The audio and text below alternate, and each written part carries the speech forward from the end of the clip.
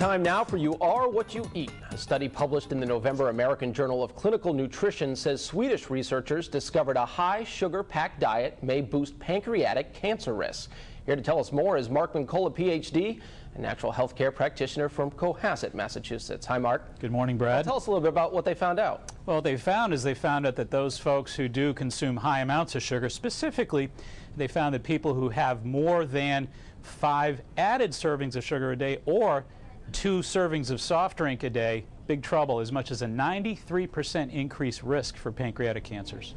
Was this a bit of a surprise? We all know that sugar can be bad for you in other ways. Great point, Brad. I think that this is just another parallel study to so many previous studies that suggest that there are problems far beyond dental caries here.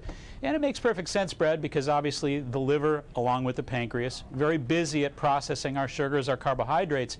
The real key here is we want to keep the processed sugars at a dull roar here, considering 73% of our sugars are hidden sugars. So even those people that are trying to be good, keep their sugar intake down, are still getting hit with an awful lot of sugar. Well, what about all those natural sugars that we eat, honey, maple syrup, jams, those sorts of things? Well, they're very different kinds of sugars, obviously. The type that this study is really talking about are the sucrose, or the simple kind of white sugars that we're all familiar with.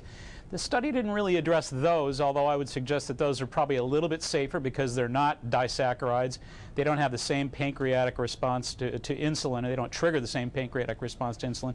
But the study did look at something along the lines of stewed fruits and tomato-type soups and that sort of thing, and found that there could be as much as a 51% increased risk for pancreatic cancer with heavy use in those areas as well.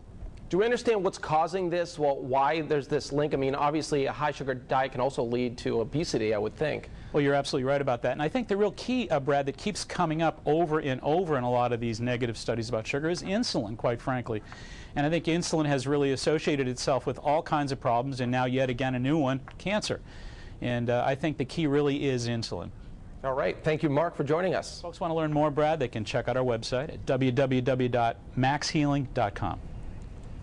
And coming up next week, high DHA levels from fatty fish may lower